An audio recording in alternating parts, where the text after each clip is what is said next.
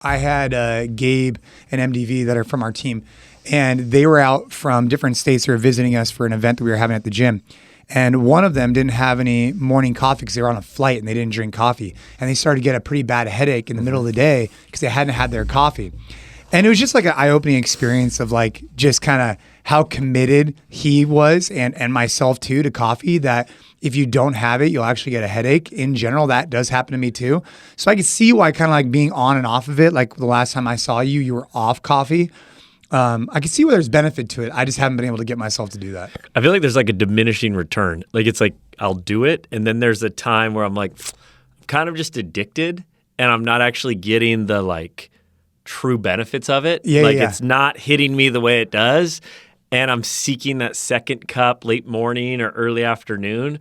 And when that starts to creep in, that's when I kind of am like, okay, I'm gonna have to cycle off. Like, I just hate the feeling of knowing that I'm addicted. Yeah. I mean, dude, the thing about it is like, yeah, I agree with you. The problem is it's just so like habitual, and there's something so like enjoyable about just having a really good cup of coffee in the morning. Like I really look forward to it. Like, 100%. Like when I go to sleep at night, I'm thinking, I'm going to wake up in the morning. I'm going to work out with my daughter. She's going to do a plunge. I'm going to do a plunge. I'm going to have a cup of coffee. That's just like the way it goes. It's like warm and cozy and like, it's a ritual. Yeah, that's it's what like it is. It's like a ritual. So, anyways, I am impressed that you could cycle on and off coffee. I am yet to do that. Ever. I mean, dude, I don't know the last time. I mean, okay, so when I was competing at the CrossFit Games, I typically would not drink coffee like 2 days in advance or throughout the event. So, a lesson that I learned the hard way was, with stimulants, there's huge benefits to them and I love them, blah, blah, blah, blah, blah. But when you're in high stress situations, like at the CrossFit Games before an event, I learned the hard way that if you overstimulate your body and your mind, it just takes away from your performance, for me, at least. Because I'm getting so stimulated by the crowd, by the whatever, that I didn't need any extra stimulants. Interesting. So I would typically, like 2 to 3 days in advance of the CrossFit Games, I would get off coffee, let my body adjust, and then I would more than likely stay off of it until maybe the last day. And that was just a learning experience for me where 1 year at the CrossFit Games, this was probably in this was in 2010. I was going into the final, this is the first event of the CrossFit Games. I had taken a first in 2008 and a fifth in 2009. So I was going into 2010, like at considered like a favorite to win, right? And that night we were moving locations from the ranch in Aromas. When CrossFit Games started, it was on like this dirt ranch in Aromas, California. And then it moved to Southern California, a place called the Home Depot Center. And when it moved, it really made us feel like, man, we made it. Like it was it was where they had professional tennis matches, professional soccer games. It was a really big deal. So that night, our event was at 8 or 9 p.m. after it had turned dark, because they wanted it underneath the lights. And so I thought that like I needed stimulants throughout the day. Like I thought I needed to get like fired up. So I drank a few Red Bulls, and I had like 2 Red Bulls. I had a cup of coffee, thinking like, I'm going to get ready. And lo and behold, the nighttime event comes on, the jets fly over, the national anthem plays. I am just out of my mind fired up. Like you're in this tennis stadium with thousands of people. Everybody's going crazy. And sure enough, I hit this first event. I'm doing really good for like... What was the event? What were you doing? It's called Amanda, which for those who aren't familiar with CrossFit, it was 9 muscle ups. So you have some rings and you do a muscle up, which is below the rings to above the rings. You did 9 of those, and you did 9 full snatches at 135 pounds. What that means, you take a bar from the ground, you basically jump it up over your head, but you pass through an overhead squat. You do 9, 9, 7, 7, 5, 5. Very short workout. But they're both relatively complex movements. They both require a lot of like neurological like connection between your brain and your body, from doing a muscle up right into this kind of more technical lift. So I go in there and I'm all fired up. I'm in the final heat. It's late at night. Jets fly over. Lights are on. And I get through the 9s. I get through the 7s. And I'm on my 5s. And I'm in the lead. And my body just shuts down. I don't even know what happens. There's probably some footage if we want to pull it up. But it's just, my body just shuts down. I just could not perform. And so I finally get through the 5 on the muscle ups. And then my 5 snatches take me like 4 minutes. Like the whole event should have taken me 4 minutes, but just the final 5. And I ended up just laying on the floor of this Home Depot center for probably like a solid hour, just could not move. And they had to cart me off. And it was a really good learning lesson for me on a bunch of different things, compartmentalizing, mental toughness, all this kind of stuff. But in particular, the lesson I learned was to reduce stimulants when already in a high stress situation. So tangent we just went off on. Do you think it was like there's like a threshold of adrenaline that your body can actually take before you actually go into shutdown? Like, I guess also my question, when you said your body shut down, what does that actually mean? Like, was it your brain wasn't functioning? Was your muscles actually just like not capable of like grabbing the bar? So I think what happens is, this is just my hypothesis, and I learned from this, by the way, was that throughout the duration of the day, from 7 a.m. when I woke up until 8 p.m. when I competed, I was under the mindset that I had to be mentally ready. Like, I'm getting fired up. And I learned this the hard way also the year before, which I thought I'd learned my lesson, which I'll tell you about. But that year, throughout the duration of the day, I'm listening to aggressive music. I'm drinking Red Bulls. I'm staying fired up.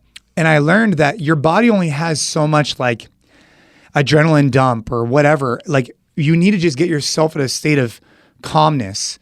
And when it needs to perform, it will. But if you exhaust your system, you're too high stress, you're too fired up all day long. By the time you actually needed to perform, my body just wasn't capable of connecting, I think, the brain with the body. I was overstimulated, overexhausted from a day's worth of pumping myself up for a 5-minute event that was happening underneath the lights. And that's ultimately what happened, is I think that my body couldn't do what my brain wanted it to do because I had just like overstimulated it from a day's worth of getting it fired up. It was just exhausted. It needed to instead just chill out, relax, listen to country music, reggae, whatever you got to do.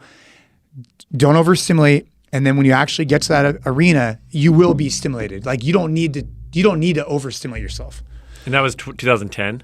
Yeah, which is interesting because it took me 2 years of mess ups to figure this life lesson out, which was in '08, I won.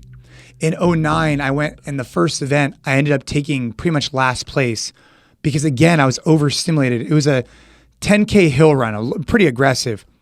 And I had these headphones on. I was listening to, Linkin Park, Eminem. I remember in particular, the one that I actually really got was Limp Bizkit, I think, like Break Stuff or something.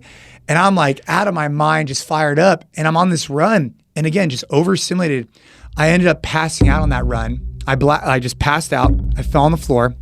I got back up and I ended up finishing the games. And I came back from last place to get 5th. But you would think I would have learned that year, but it took me the next year to really learn how to like how much the mindset really plays into it. Huh. It took those 2 years back to back to kind of learn. Do you think 2008, since you won it, it took you that much longer to learn because you had found success? You probably were hyping yourself up in 2008, or what was your? No, I don't think I was hyping myself up as much because I didn't have any external or internal pressures because I just went there like. I just went there as like a dude, like I had no expectations on myself. No one even knew who I was. I was just out there just doing my thing. And then '09, I allowed that pressure to get to me a little bit. And then 2010, I think it was just a combination of like event at night, under the lights, just not knowing how to compartmentalize. And, that's the biggest gift I'd say the CrossFit Games gave me. I competed professionally from 2008 through 2016. And out of all the years I competed, the best gift that the CrossFit Games gave me was learning how to compartmentalize and on the mindset side, in particular, like positive self-talk, understand what's in your control, learning how to relax, which is what also the cold plunge really helps me with. Mm-hmm. Those are lessons that I think carry over really well into real life when shit's hitting the fan. Tell me, CrossFit, I've done it a couple times. It takes you to a dark spot. Yeah. Even when you're just doing the normal daily WOD. Yeah. Like, it's like, I get in there, I'm like, this shit is hard. Yeah. Like, what, especially for the games. I mean, I've been to them. What you guys are doing there is insane. What is your self-talk during those moments?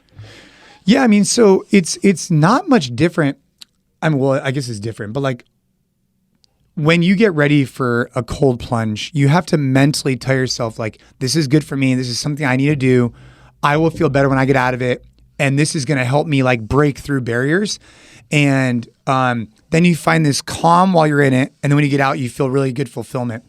At the CrossFit Games, for me, it was about like paying homage to all the hard training that I did leading up to it, to like test myself and see where I stack up against other people, to kind of be about some shit. Like, hey, I want to test myself. I want to see what am I physically capable of, and am I going to be prepared to be the guy who's in the arena to go out there and go do it? And all the life lessons I learned from that were like priceless. And even still today, here I am all these years later, I still compete regularly. Like I just got back from Austin, Texas 2 days ago, doing a legends category, which is a little bit more low key. But I also competed in a jiu-jitsu master worlds a month ago. I think anytime we can put ourselves out there and compete, you could learn a lot. Now, back to the CrossFit workouts. One of the things I think that makes them very rewarding, but also at the same time, some people would say not for everybody, is the fact you are going against the clock. You are trying to put out your best effort. And so when you're doing that, it leads to some stress. You got to learn how to compartmentalize that. Like if you're going in, you're trying to have a good CrossFit workout, just go in there and put out your best effort. That's it. And don't get wrapped up in the leaderboard or the score or any of that kind of crap or what other people are doing. Because when you do that in the gym, you put too much pressure on yourself and it doesn't become fun anymore. In competing, it's different. But for anybody looking to get into, functional training, CrossFit, they need to just kind of approach it where they're at. Walk out of the gym, be like, hey, did I put out my best effort? If the answer is yes, then fuck, dude, you're winning. Like, that's great. But if you're trying to go out there and you're setting the best score and you're putting all this pressure on yourself and you're laying on the floor for an hour after you're done, it's just not sustainable. You're probably going to get burnt out. Mm-hmm. That's good. Yeah. I mean, from a CrossFit standpoint, that is, I go in every single time. I view myself as an athlete, and then I go in and I see these other people that are doing this every day crushing it. And the few times I've done it, I just burn myself out. Yeah, exactly. I'm literally trying to keep up with someone that is like so far beyond where I'm at. And because the thing about it is it's the sport of fitness, and you got to compartmentalize the methodology, this idea of training with the sport. And the sport, this is something that's been a long time concern for everybody, is that people turn on the TV and they see the CrossFit Games and they think that's CrossFit or they think that's what it is. But in, gyms like mine that specialize in strength conditioning or whatnot, like it's not what you see on TV in the CrossFit Games. That's one expression of it, but it's at its highest peak of level.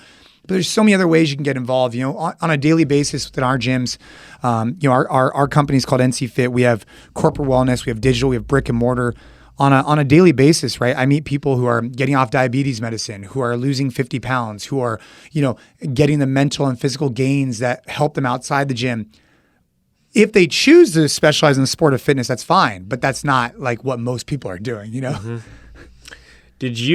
How did you get into CrossFit? Because you became a professional athlete. You weren't, from my understanding, you were just more into fitness prior to that. Did you grow up playing sports? And then how did that transition? And I also want to dive into what was CrossFit like back in, like I go to the games now, 2022, 2021. It's very different than I'm assuming 07, 08, 09, what it was like. Yeah, big difference. Yeah, so I played football and I threw the shot put in high school. Mm-hmm. And getting ready for college, I had some opportunities to continue to play. It just didn't it wasn't the path for me. So I ended up, at the time, I was working at a conventional gym. So I started working at a conventional gym when I was really young, 15, 16, on the weekends in high school. I would work the front desk, sell Gatorades, whatever. When sports didn't work out and I didn't really apply myself in high school, that was a big problem for me. I had a big wake-up call coming out of high school, and I ended up going to a junior college. I didn't get into the college that I wanted. I didn't end up getting the sports I needed to because of it's all on me, right? I just wasn't applying myself. I had natural talent in certain areas. I just wasn't applying myself. So I said, hey man, I got to get my shit together. So I started working full time at the gym doing sales. And then I went to a school locally called West Valley with the intention of getting to Santa Clara University where all my peers had ended up going. So the long and short of it is I started selling gym memberships, going to this junior college. I ended up getting into Santa Clara. And I ended up graduating with them at the same time. But while I was selling gym memberships, I fell in love with fitness. I fell in love with this idea of seeing what my body was capable of. I started getting into bodybuilding, got into Muay Thai, did a little bit of jiu-jitsu back then, but it was mainly Muay Thai and bodybuilding. And it was probably 2 years before I graduated from college, I was introduced to CrossFit. This is 2006. And it was at that point that I knew I wanted to open up a CrossFit gym because I wanted to open up something in the fitness space, but I ended up finding CrossFit. I like the idea of a coach, a community, these complex movements that help you stay motivated. And so I found it in 2006, and then I ended up graduated from college in 2008. I won the CrossFit Games in 2008, and I started our company in 2008, all at the same time, kind of coming out of that evolution, right? But I had 4 years or even more of learning from the owner of the company. So him and I would meet on a regular basis, ride the elliptical, learn about the business of fitness. Then I had that bridge with like learning the coaching side from CrossFit. All of those things then helped me not only to win the CrossFit Games, but also to open up my own location in 2008. And back then, man, it was just different. Like you go to the CrossFit Games now, they're popular, they're on TV, all this stuff. But my first year, there was 300 competitors. And it was just on a dirt ranch in Aromas. Was this the first year or was 07 the first year? 07 was the first year. Okay. So 07 was the first year. It was like even more casual. Yeah. Then 08 was the second year. And yeah, man, it just grew from there. You see 300 competitors. The next year, I think we had like 5,000 or something like that. The next year was like 15,000. Then they started going like 100,000, 500,000, et cetera. It just grew. And I was super honored to be a part of it. And you were early adopter. Yeah. CrossFit. You launched a company. How did you get that's a bold move coming out of college to be like, I'm starting a gym. Yeah. I mean, it wasn't it wasn't that appeal. Like at the time, it wasn't like the norm, especially the school I was coming out of. It was very common to get like a finance job or something of that nature. And for me, it was just like, no, I'm gonna start a gym. And at the time, CrossFit was super old school, man. It was just we had a little warehouse. It was 1,500 square feet. That was the first spot I ever opened. And I called it at the time CrossFit Santa Clara because I went to Santa Clara University. I just figured it worked. And yeah, we just outgrew the space. Like I signed a 6-month lease. That was the first lease I ever signed. Signed on the hood of some guy's truck. Mm-hmm. I had no money. I had nothing. And that's how we personal guarantee or it just... Yeah, nothing. It was just 6 months. It was like, hey, I figured in 6 months, I'm either going to outgrow this space or I'm going to go bankrupt. So I might as well rock and roll. And that was it. And then we just kept expanding from there. In 6 months, did you move out? Yeah. Found a new spot? Yeah. From my outside perspective, I mean, first, when I start the podcast, I always like to say who you are to me. Like, the world knows Jason Khalipa, CrossFit Games champion, badass entrepreneur, all these things. But like to me, like I find you to be like, from my time getting to know you, like one of the most sincere people. Like you make an effort. Like you've made an effort to build a relationship with me. And I appreciate it and acknowledge it, man. Like it's like it's like when I went down and hung out with you, it was like super cool. It was a day that it was like, no, I'm spending the time. I felt like acknowledged. I felt appreciated. And I think and when you've lended your time to me, it's been very intentional and you follow up diligently. And I just think it's like a very good characteristic. Oh, thanks. Yeah, it's incredible. And curious on that of like, from an entrepreneurial standpoint, was that in your family? Like because that's rare, like to be like, I'm starting a gym. Like to be bold, to coming out of college, to think, I just think entrepreneurs, like, it's like you have audacity. And it's almost this like, almost can't even, you don't want to actually understand what it takes to go start a business because if you actually understood it probably would stop you. Yeah. But like, where does this entrepreneurial drive come from? Well, man, think like growing up, I mean, you got to figure at 15, 16, I was in the health club regularly and I had some great mentors there who taught me a lot about the business side. And I looked up to these guys. And so when I would meet with them on a weekly, bi-weekly basis to ride the elliptical and learn about the company, it just got me really inspired. Like I wanted to go help people. I knew I wanted to spread more fitness. I knew that fitness was a gateway to, feeling better, looking better, living longer. I wanted to do these things. And so that really called to me. And then to have that then bridged with a guy who I looked at as being super successful and him teaching me a lot, it just kind of set the tone for me to do it on my own.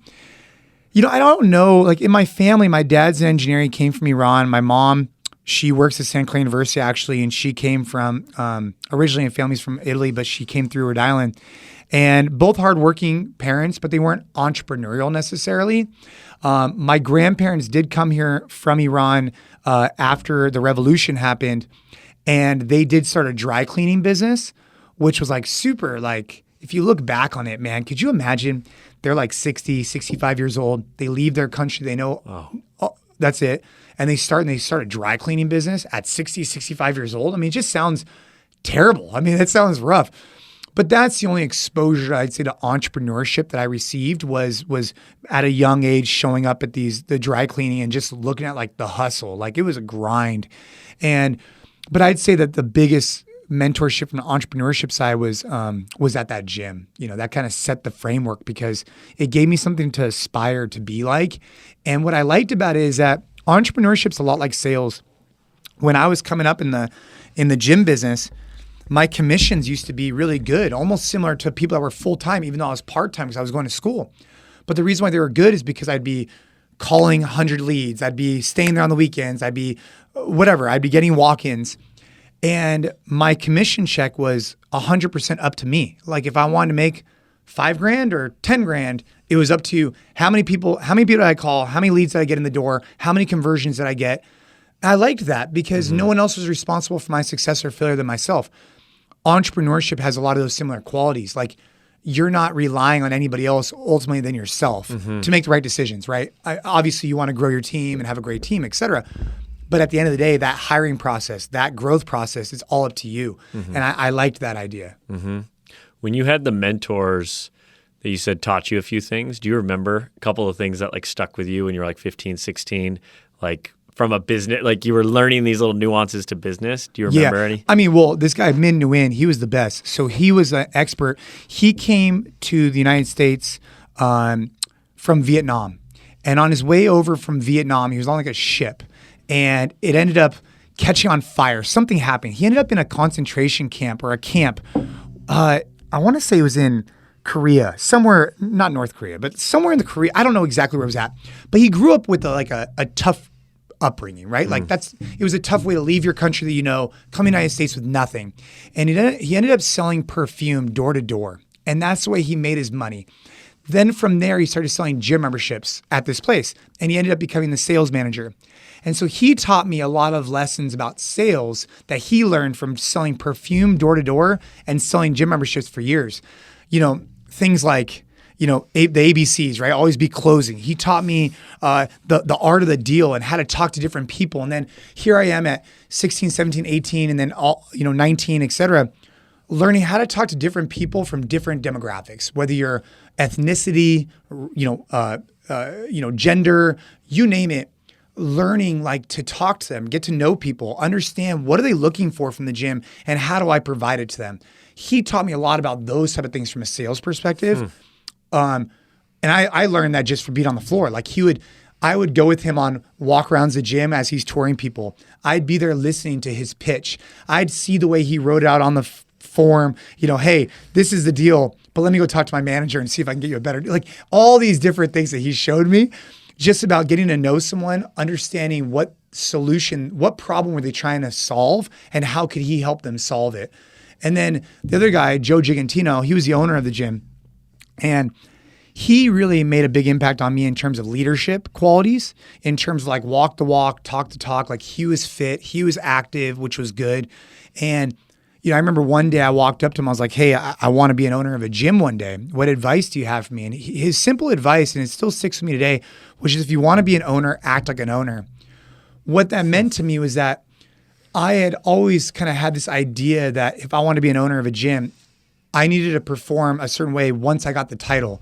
But basically what he was trying to say to me about that was like, start acting that way today, and then you'll earn the title. But just because you get a title doesn't mean you're the owner. Like you got to act like an owner, and then one day you will be an owner. And it was examples like him cleaning up the locker room when it was dirty, and leading by example. Those were examples that he taught me about leadership and entrepreneurship. That if you want to be an owner, act like an owner. Don't wait until you're never going to get that position if you keep waiting for that position to come to you. You have to earn it by acting that way. Totally. I mean, I remember it resonates to me big time. I worked for the San Jose Earthquakes before. Yeah, exactly. MLS down in your region. And I had a boss that at the time, Jared Shawley, he was great in instilling, I worked my way into kind of a middle management position, but it was like I got a taste of like the owner, or it was the president, and then Jared was the VP. It was like, I always thought if I give the right idea, they're going to go do these. Like I always thought the idea was coming from somewhere. And then it's like, that's how you act off of it. Learning from them, it was like, no one knows what we're doing here. Like, the only way to do it is actually act and do the thing that you want to do. Like, I always thought, like, if I generate the right idea, like, that's going to take me to the top. And it's like, no, they're actually looking for someone just to act on that idea and do it and go execute. Right. And that to me is like being an owner. It's like, okay, you have a great idea. What the fuck are you going to do with it? Right. Like, we all got great ideas. And the difference between 99% of the world is like, can you just get your idea and actually go do something with it and like actually play out from the spot of actually, it's not to impress anyone else. It's not to do it for someone else. It's like, it's actually doing it and moving the company forward. Yeah, for sure. I mean, I feel the exact same way. So those were really beneficial entrepreneurship lessons that I learned pretty early on, you know? And then also like kind of bridging the gap between what I was about and where I wanted to go, meaning like I was about fitness, I was about helping people, but I learned in the conventional gym that it was difficult to help people because I didn't give them a good roadmap. And I always struggled with that because when I was 16, 17, 18, I remember specifically, I was making really good money in commission checks in college. I was doing really well. I ended up spending a lot of that money on my wife's wedding ring. Actually, I proposed her when we were seniors in college. But anyways, I was doing really well, making good money. But it always left me feeling a little bit empty because I would sell I would sell a solution to a problem that I really didn't have a solution to. Meaning, hey, sign up for $19 a month. I'm going to help you lose 50 pounds. But ultimately, I wasn't really helping them because there's no one holding them accountable to those results. And when I found CrossFit, this idea of having a coach and a community, those were the accountability factors that really helped get people in and teach them movement patterns in a way that really impacted their fitness instead of the conventional gym where you just ride the elliptical for 30 minutes. Now, don't get me wrong. Riding the elliptical for 30 minutes is better than not doing anything. But I had found a more impactful way, and that's what I was really about sharing with people. CrossFit nails that. I mean, that's the differentiator is the community. You show up and do hard shit with other people.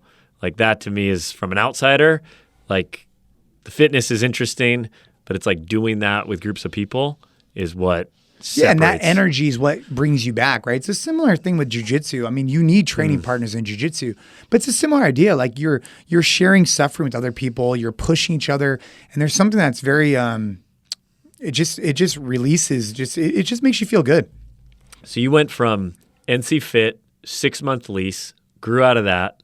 Where did that go after that? So CrossFit Santa Clara, 6-month lease. Yep. Then we ended up opening a location. We ended up rebranding NorCal CrossFit at the time. We had multiple locations. Then we opened up corporate wellness sites. How are you funding this? How did you raise the money? Like what was the... Yeah, so that was all self-funded. So what was nice about it is that when I first opened up the gym, I think we opened it with like $5,000 worth of equipment because it wasn't a lot. It was just like a junky warehouse. And so you had $5,000. You just went and bought what you could for the equipment, and we're like, here we go. Yeah. And if I did it over again, I would do it a little bit different. But I still, obviously, I just kind of said, hey, we're going to outgrow this space. Then the next space we went to was 2,500 square feet. Again, same thing, started investing in more equipment. And, this is now like 2009 comes around. So I opened the gym in 2008. 2009 comes around. And I had a really good opportunity with CrossFit headquarters where I would teach seminars on the weekends, teaching CrossFit seminars. The nice thing was I took the money that I got from the seminars and I would live off that money. And then all the money the gym made, I would reinvest into the gym. So I was able to cash flow and be able to then invest into another location. And so going into like 2010, 2011, we had opened up multiple locations. And then we signed a major corporate wellness account with a company called Western Digital. At the time, it was called something else, but now it's Western Digital. And we opened up locations of them globally. And that really helped us from a cash flow growth perspective. And so as I was competing at the CrossFit Games, our business was really growing and we were expanding locations. And so, it was through that corporate wellness account plus some others. And then through multiple locations. So they basically paid you to go to their new campuses type thing? We would implement fitness classes globally. So we still do have locations in, Philippines, Thailand, China, Malaysia. We have 3 in Malaysia, Japan. And we would offer our classes in their corporate location. And we didn't own the location, but we operated it. And so that was a really good lesson for me also in entrepreneurship management, which was Well, I mean, in time management, like how am I going to blend trying to win the CrossFit Games, trying to have brick and mortar here in the US, but also expand globally through this corporate wellness account. And, you know, I traveled a lot to Asia. We had a great team over there, learning how to do business in different countries, how to talk to people that are in China versus, you know, Thailand. And it was, you know, looking back on it, it was cool. It's been a fun journey to learn how to work with different cultures and different people. Where did you, dude, to grow that type of company? It's like clearly you have some ability in like management and scale. Like most people can't get out of their own way to grow that size, you know, where it's like you're bringing on new people. How are you training them? Yeah, I mean, so that's lessons learned, right? So we saw some significant growth for like when we signed these accounts, and I mean, I think at the time we probably had, like in 2010, we probably had 2011, 12, I don't know, maybe like 25 locations, 23 locations, et cetera. And you start asking yourself, like, how am I going to scale that, right? And how am I going to train up? Which ultimately led to a new vertical of our business, which is called the NC Fit Collective. So what happened was we had locations in Cabo, China, you name it, we're all over the place. And we started saying, hey, how do we have consistency across these locations? Like I want someone to be able to go into one location and have a similar experience to what you have in somewhere else, like going into Starbucks and getting a latte one place compared to another. And so we created our own, essentially our own app for our coaches to use, which with a daily video, a daily workout, in-depth session plans. What's the timeline? What's the warm-up? How exactly to run this class? What year was this? Well, the collective. When did you launch the app? Well, we launched the app, I don't know, 2014 maybe? Yeah. 15? Great. It's early. 15. But before that, we were using like Google Docs and stuff, right?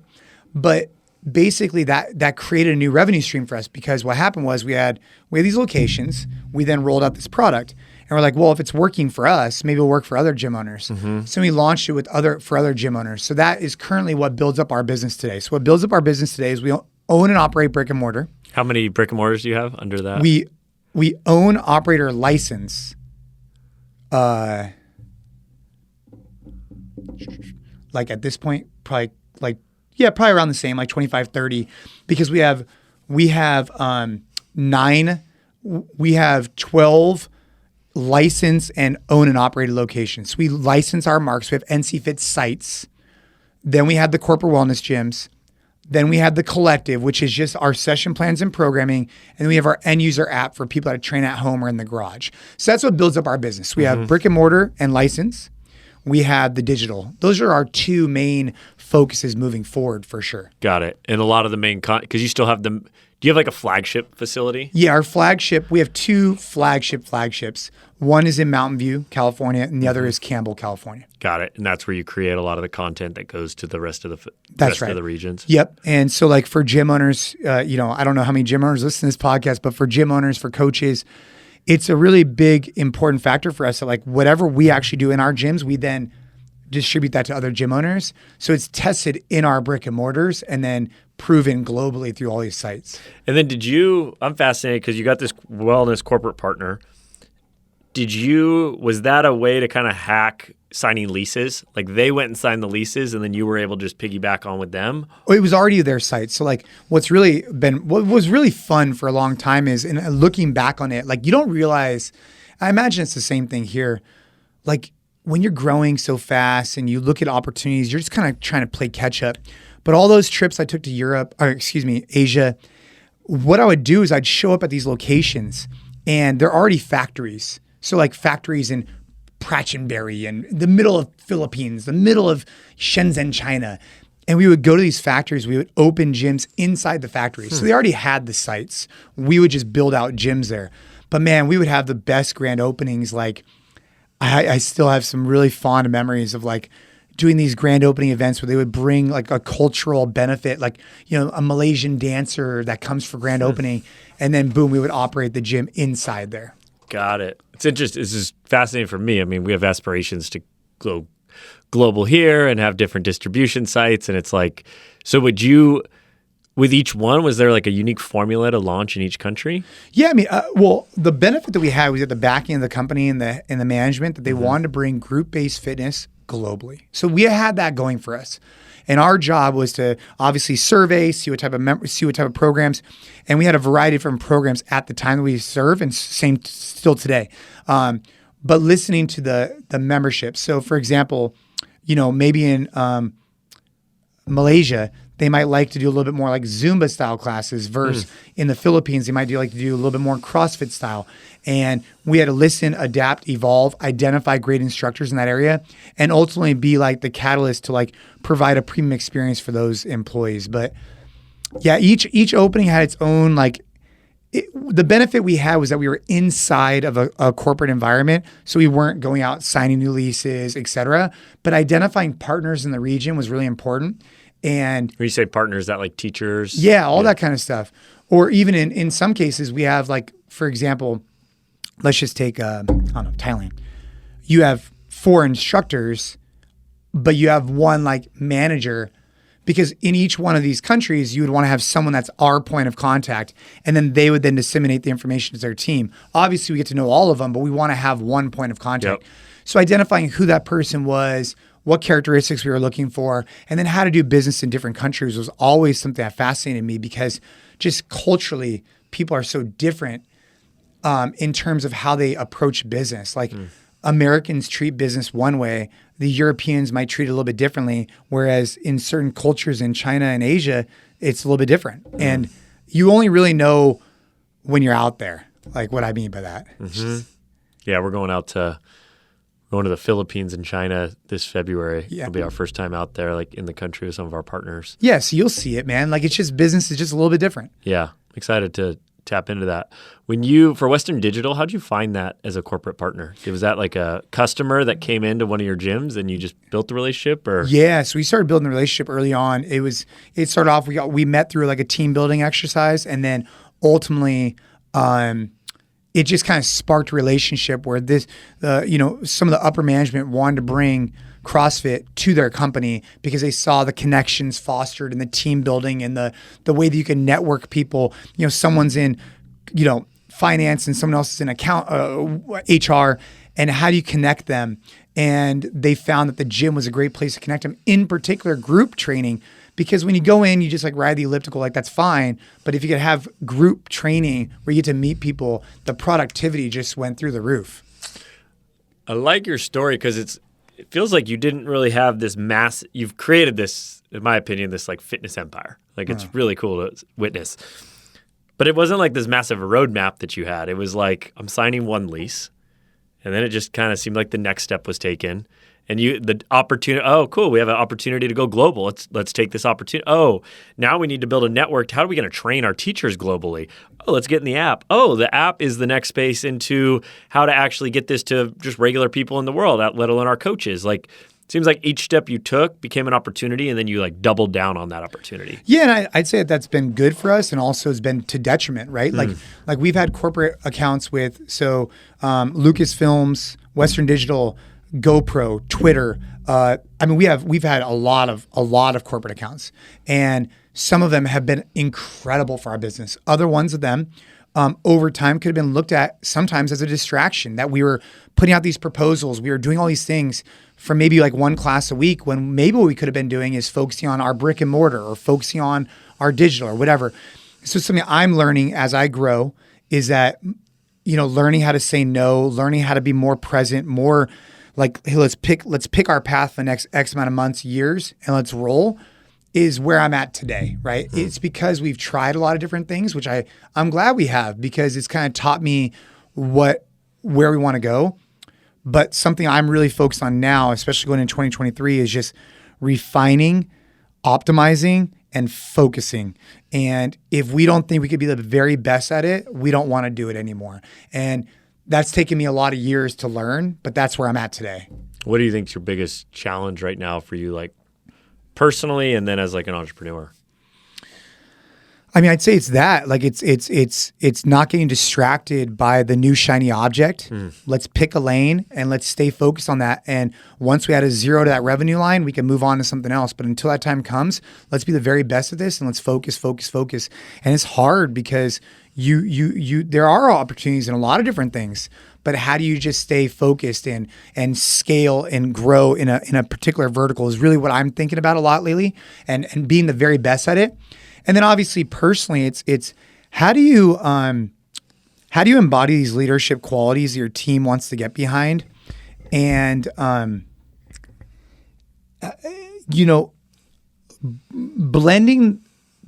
learning how to blend being a really good leader while also taking on like feedback from other people. Mm-hmm. And at some point, just like being the guy who could just make a decision. Like, I think that's something that I need to work on, is that at times we've created this culture of like decision by committee.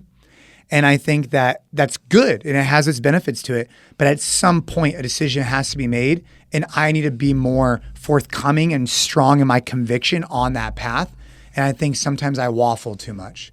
What have you seen? Dude, I totally get that. That is speaking to me right now.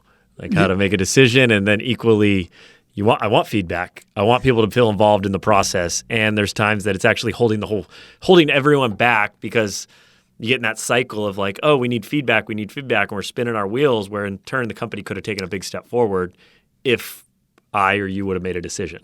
Yeah. And that's a really difficult dilemma, right? And I think at times, like, you hear people say like, hire slow, fire fast. There's always like these taglines in business. And in theory, like, they're great. Like, hire slow, fire fast. Got it. Makes sense. Like, if someone needs to get off your team, like, let them go. If they're a non-beneficial part of your team today, more than likely it'll just snowball and it'll get worse and worse and worse, and then eventually they're going to be let go.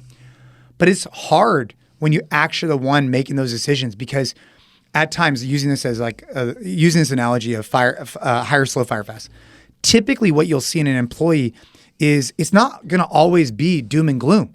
You're going to see areas where this person is just extremely talented and incredible at their job, but maybe they don't work well with others. Maybe they have certain things going on. And so you see this one side where they're phenomenal, but this other side where they're detrimental.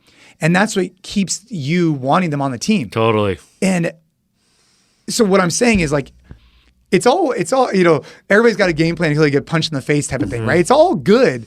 But when you're actually in the practical application, I think you got to give yourself a little bit of grace sometimes. That, like, it's one thing to talk about hire slow, fire fast, or make decision making or whatever. But when you're actually trying to implement it, it's not always as easy as it sounds. No, it's like we're human. Yeah. Emotions get involved. Exactly. I want to believe I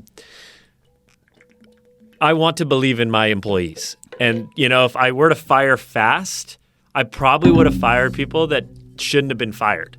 So it's like, if you have this grace, you got to also look at the times that you've allowed the opportunity for people to grow through something that became and they flourished. Yeah. And so it's like it's a mix. I'm with it too. I mean, the times that I fired, it's like, it's always look back and I'm like, it was so clear. Like, you made the right decision. It's always like, it usually ends up being that it impacts everyone in a positive way. Everyone, even the person leaving. Like, it's the right situation. But it's not as clear cut as that is. Once you got to learn about the person. You got to learn, and you care about them. I want them to succeed, and it's my strength and weakness. So I understand where that is as well. And that's another thing about entrepreneurship. I think that one of the things I have to be careful of is not becoming too jaded.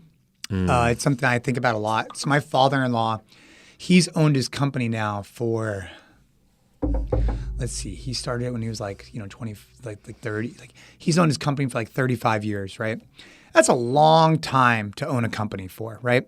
We're hitting 14, 15 years, and I feel like I've grown a lot. I feel like I've learned a lot, but I feel like I'm just getting started on this journey.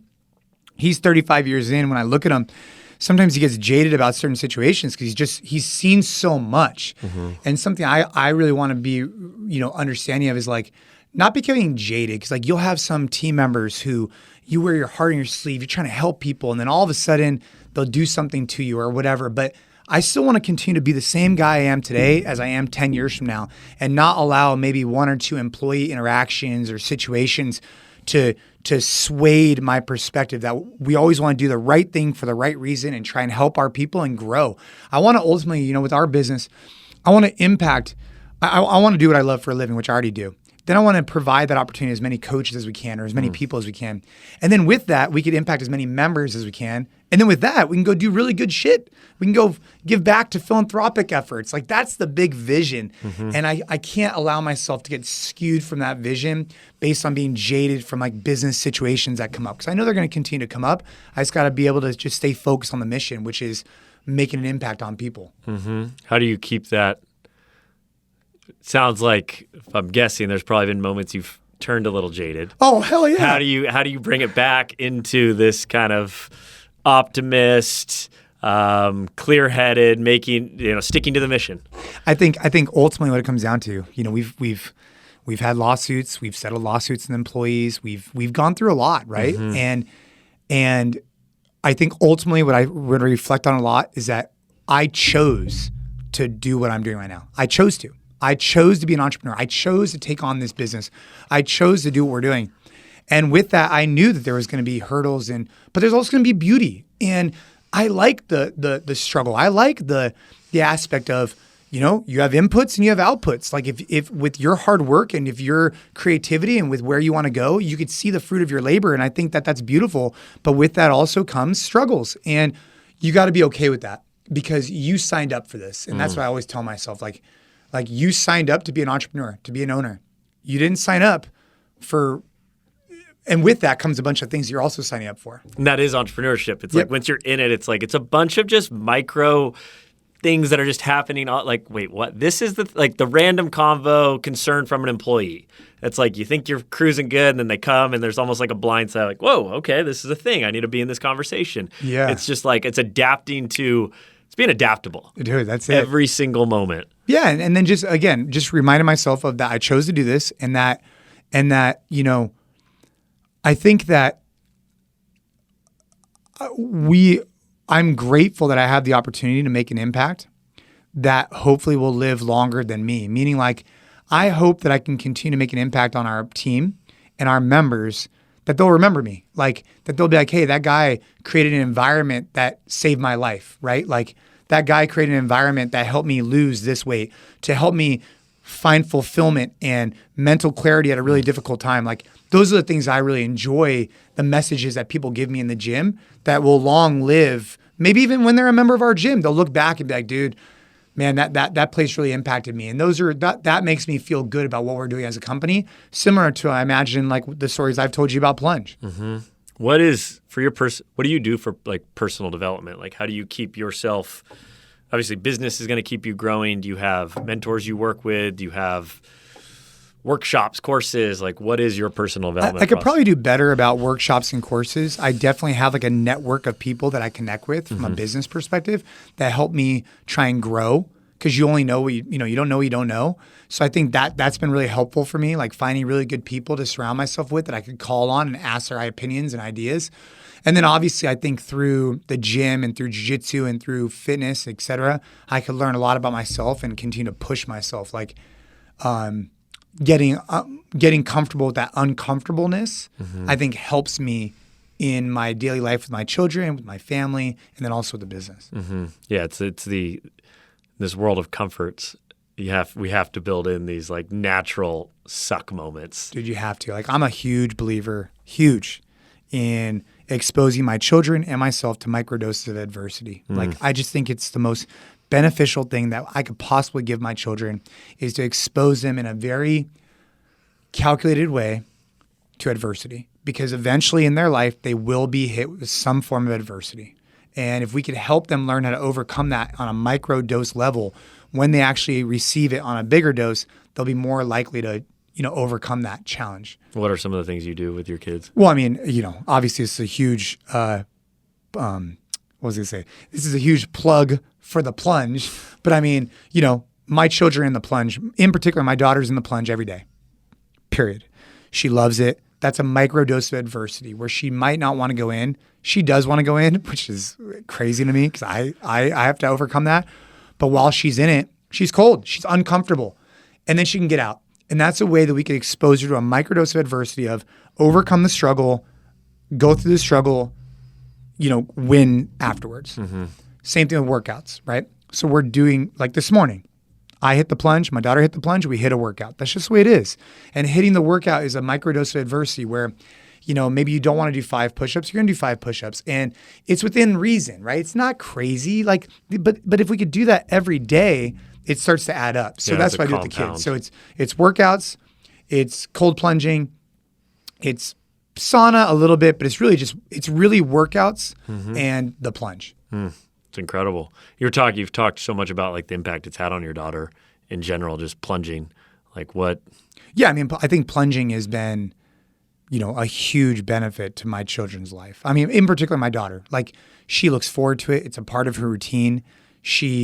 It changes her mood after she gets in it. She starts off the day with a win. I mean, there's so many benefits. I can't even not begin to tell you that as a parent, her mental attitude before she gets in versus when she gets out is literally night and day. And it just sets her up for a win for the rest of the day. She's earning her confidence. She's feeling good about herself. She's getting breath work in while she's in it. And you don't even have to have it that crazy cold. Like, I mean, as far as I'm concerned, I think it's pretty cold. We have it at like 52 right now. And this morning I was in it, I was able to see my breath because it was colder outside than it was in the plunge. But that's cold enough for me and that's cold enough for her. It's enough where it's uncomfortable and you get all these benefits to it. So I'd say that, yeah, the plunge has had a dramatic impact on her life. It's something that she cannot not do. Like, it's so important to her that she'll at times not even want to stay at somebody else's house because she wants to make sure that she can get in the plunge, right? And then obviously the workouts and I think carry over into real life as well. That's interesting. I think to the point of you're talking about the temperature, it's a misconception that a lot of people think it needs to be some 39 degrees. It's like you got to find that temp, like you guys have found. It's like, how are you going to show up every day and be challenged? Like there's a balance to that process and making sure it's, anyone listening, like find a temp that, 52 to those that don't plunge sounds high. It's cold. Thank you for that. That's very reassuring because my original logic, is I looked at the temperature of the ocean water in Santa Cruz, California, where we live very close there, and I set the cold plunge at that because I figured I wasn't being a bad parent if I had my children going into a plunge that was the same temperature as a cold ocean. That was the original intent. I love that. I said, if some dude's trying to like hate on me for getting my kids in the plunge, I'd be like, bro, it's the same as the ocean. Like, come at me. So that was my original intent. And then slowly we've been trying to wean it down a little bit. But now I'm at a point where, I mean, it's still very difficult for me. I still am not comfortable in it. And so we've lowered it, but it's at a good point right now. I think that's where we're going to stay for a little bit. A little 52? Yeah, a little 52 for me. Yeah. It's cold, man. Like I go all the way down to my neck. I sit there, 5 minutes and I'm frozen. I was driving up here. The drive to get to where we're at right now is like 2 hours. And it took me like 2 hours with the seat heater on to finally get my temperature back up after being in the plunge before I came here. So it was great though. That's great, man. But back to like real quick about these microdoses of adversity. If you're a parent out there and you are not incorporating microdoses of adversity for your children, I really think you're missing out on something special. And that could be even a 5-minute workout in the morning, just some push-ups, some burpees, some squats, something basic, even going out for a walk after dinner, something where they don't want to do it and you have them overcome it and they do it in a very healthy way. And then obviously if you can expose them to the cold, I think there's a huge benefit there. But, I just believe that we as a society have just worked so hard to get more and more comfortable. And I think that at the end of the day, it's actually going to be to our detriment, right? Because we're in a house that's at 72 degrees all the time. We can always wear clothes that make us not at these extreme temperatures of hot or cold. We're not exposing ourselves to discomforts physically because we're driving everywhere. And I just think that we're sitting all the time. We're in air conditioning. We're in the heater. And I think that our body is getting too soft. Mm-hmm. And I'm not even talking about that from like a physical look. It's just cellularly, like we're just getting too soft. And I think that it'll help us and our children to just have these micro doses. And I've seen it personally in my life. I've seen the impacts that exposing people to these things has had on me. And that's why I share it so much. Mm-hmm. I always call them like guardrails for my life. It's like, cause I like comforts. Of course, me too. I am going to go after, like, that is the gravity of comforts is not going anywhere. It's only getting stronger.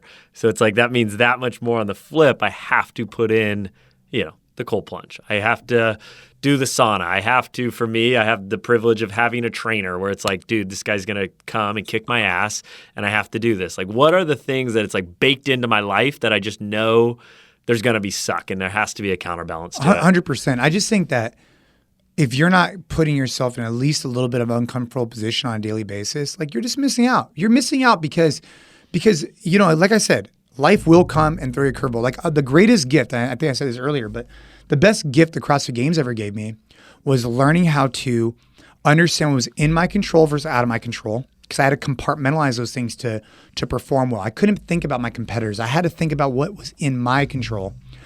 Utilizing positive self-talk, especially at moments of toughness, being able to coach myself through it as if I was coaching myself through a workout instead of focusing on the negative, like I'm in so much pain, focus on the positive.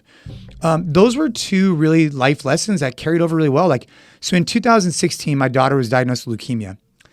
And the greatest gift the CrossFit Games gave me was these mental attributes that allowed me to help compartmentalize and fight that diagnosis better, right? Because, I just remember specifically, we were in the ICU one time and it was like super messed up, dude. It was not good.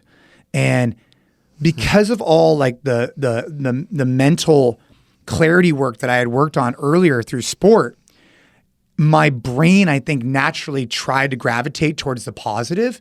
And I think that was really helpful. Like, you're in the ICU, it's really messed up. Like, and I'm not trying to equate sport to life.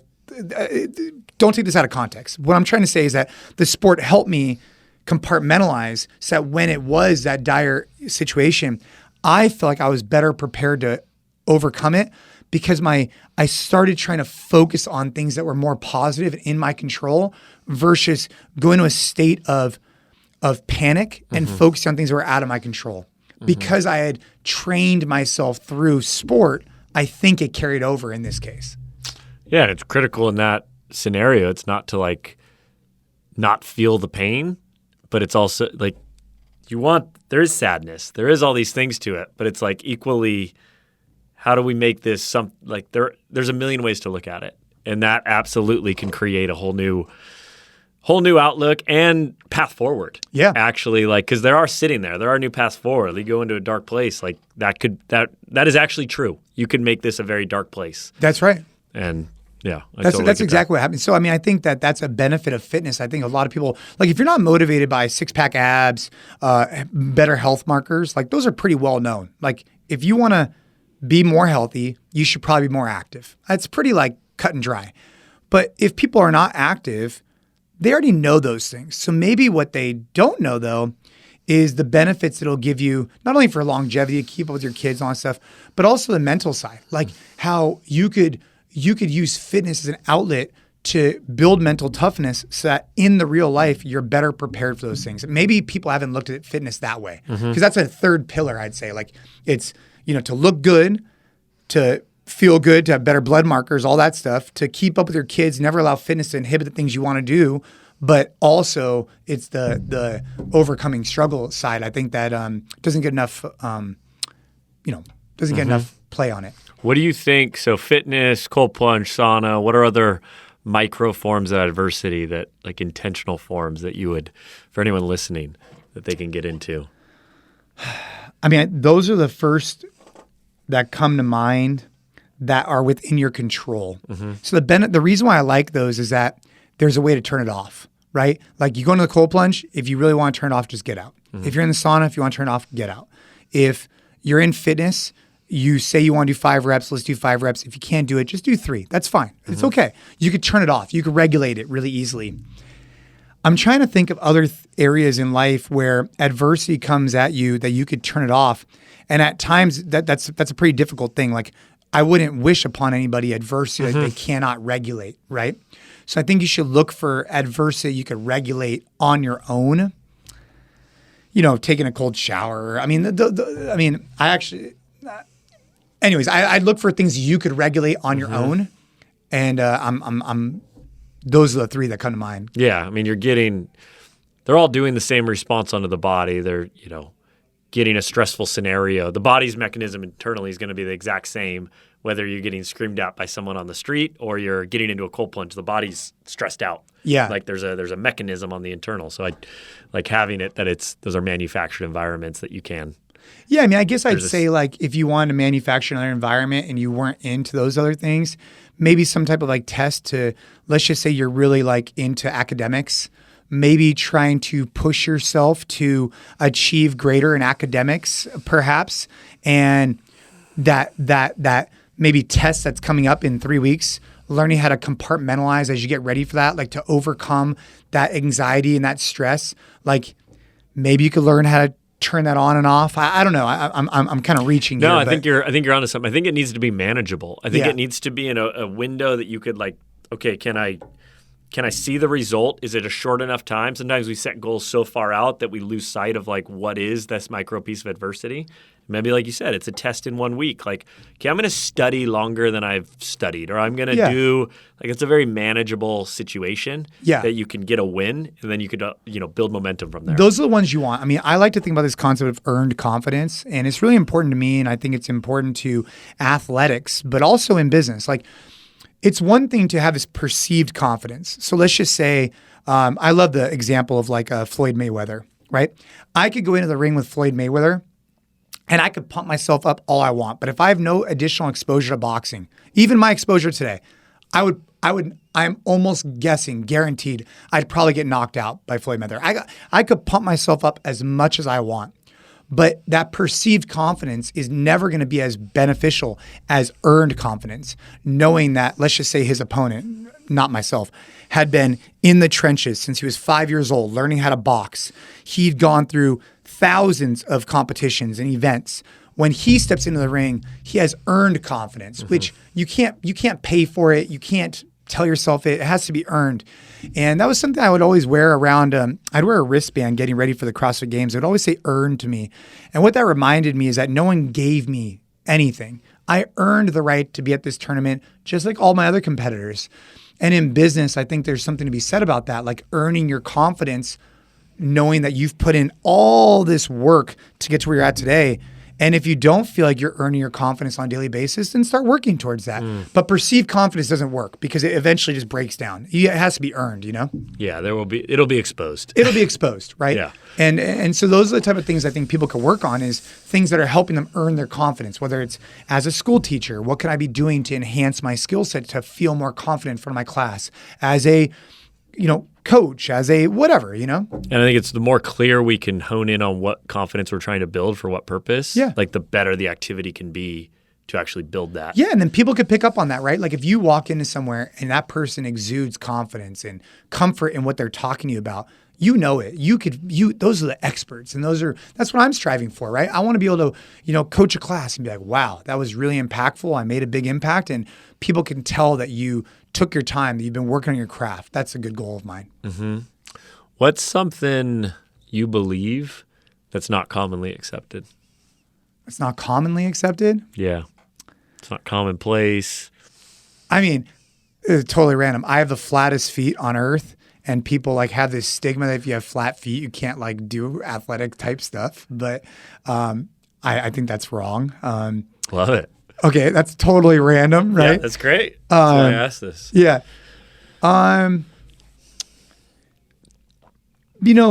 Not commonplace. I mean, I think that it's not commonplace to train your children in the garage or in the gym, that there's this stigma that lifting weights will stump your growth. And I think that's unfortunate. I think that you should meet your children where they're at. I think you should be encouraging. I think you should be educated on movement yourself. And I think that if done the right way, there's a really phenomenal bond that could be developed between you and your children exercising together. And you don't need to go crazy. But I've been working out with my children for years and years and years, and they're still growing. They're still performing well. And we use the gym as an additional space to help them with their sports. So my children are sports first, teams, all about it. And then the gym is a way to round out their physical training to where the sport maybe doesn't give them. So soccer, for example, great for XYZ, right? but terrible for upper body strength, as an example, right? Well, maybe then to round out their facility, their physique and their fitness, I could work a little bit more, upper body strength building and maybe strength building in general at a moderate level in the gym while simultaneously enhancing them on their team sport. Got it. So that's not common practice. So I think that more parents should be encouraging their children to exercise with them, but do it like low key. Even just start off with just a walk. I think there's a great bond that can be facilitated. Love it. What, you as the entrepreneur now, you're going back, when did you sign that lease? 22, 23 years old? 20. I signed the lease at 21. 21. What would be of everything you've learned, what would be like the piece of guidance that you would give if you go back and, oh man, say one or a couple things to that person? It's so tough is like when you're 21, you think you know a lot. Mm-hmm. Then when you're 30, you think you know a lot. Now I'm 37 today, or not today. Like my birthday was like a month ago. And I'm just now realizing I don't know anything. I'm just now realizing that I should have listened more to my uncle that was 92 years old. His life experiences can teach me a lot. But it took me all these years to be more open-minded about those different perspectives. So the advice I would have given myself is to just take a deep breath, try and look through other people's lenses more, and don't be so steadfast in this is the only way of doing things. Be open-minded. But I don't know if I would have been able to listen to that at such a young age. But as more life experiences come around, you just start realizing how does that make sense? Totally. Something I think about a lot because it's that's a very common one that I would, tell myself too. And I'm wondering you were a driven person. If you took in more information at that time, do you think you still would have gone forward and done everything the way that you did it? Or do you think it would have held you back at all? I don't know, right? Yeah, I mean, yeah. In business, in life, there's been, a very, very, very select few situations where I feel like looking back on it, I wouldn't have. Well, I don't ever regret the decision because at the time I made the best decision I could with the information I was given, right? Is there certain times where I wish things had turned out differently and maybe I had handled the situation a little bit differently? Yes, a handful that I could think of. But, I think something to lean on is at the moment you make your decision, you make the best you can with the information you're given and with the clarity you have. Mm-hmm. And your goal is that as you get older and you mature, that you listen, you learn more, you grow and you evolve, and you're not the same person you were. And I think right now, here I am at 37, being in business for 15 years, I just now think that for the next 10 years, I'm going to be hitting my prime as an entrepreneur. That's my honest opinion. Love that. I just now think that I'm hitting the mental capacity to approach situations with a better perspective. Well, on that note, we're gonna wrap this up right there. 10 years. The next 10 years, right? I love thinking about life in that term though. It's 10 years. It's almost I don't have 2 years is beyond. I don't know who I'm going to be in 2 years. But I love hearing people that say 10 years. It's there's a commitment to that. Yeah, and it's a longevity. It's a really long play. You're not making short-term decisions. You're making long-term decisions here that are going to play out over the next. Totally. A buddy of mine, he turned 55, and I called him, or I was with him. I was like, "Hey, bro, you got a solid 30 left." In my mind, he's 55 years old. He's got a solid 30. Let's stay fit. Let's stay active. We got 30 more years. You're going to crush some shit. In my head, right? Mm-hmm. And that's what I think about. When I look at my entrepreneurial path, I got a solid, I'm feeling really good for the next X amount of years. Yep. But in particular, I think the next 10 will define what will happen after that because I've grown so much the last 15, I could only imagine how much more I'm going to grow over the next 10. And it is there is an entrepreneurial. I mean, I think we could be it whenever. It's kind of when we get the message, but you're fit, you're healthy, you got 15 years of actual experience now in the trenches of running companies. And now, yeah, it's 10 years, like this is prime Khalipa right now. Yeah, and anybody listening who's in the similar age group or whatever, like that's my mindset is like, I'm just getting started. That's honest. That's honestly how I feel. Yep. I think I have this way of thinking that like wherever I'm at in life, I think it's the best place. Like, and it's kind of, I'm sure it's annoying to some people. Like, I'm always like, it's the best age. And I hope that I carry that forever. Cause I hope that I'm 55 and I'm going into my prime, like I want every moment to be thinking that like my prime is happening right now. Yeah. And I think if you play your cards right and if you listen, learn, if you grow, there's no reason why that shouldn't be the case. Right. Because you should always be constantly improving yourself, like the way you treat other people, the way you're, all that stuff. Yep. Zest for life, enjoyment, fulfillment, all of it. Sweet, brother. Well, I appreciate you coming on, joining me. Yeah, man. It's good to be here. I appreciate it. I love, by the way, for anybody listening, if you haven't been to Plunge HQ, it is super, super cool. It wasn't what I expected. It's bigger than I expected. You're employing more people than I expected, which is really cool. And you're putting it all together here in the United States, which I really appreciate. So thanks, job. man. We're super proud of it. We love this team. It's growing. It's fun to show it. See your face, like people and friends that I've had come in, like see their faces when they, get to see what's going on. It's awesome. Love it. Where can people find you, check you out? Yeah, best place probably on Instagram at Jason Khalipa. You can also check out at nc.fit. That's our gym. If you live in the Bay Area, we'd love to see you at our gyms. We have other locations all around. If you go to nc.fit, the website. And I have a podcast. I put out this little Cuff of Khalipa. It's a super short format. We riff on it. We're looking to invest more in the podcast called Effort Over Everything. And you can find that available everywhere. Love it, man.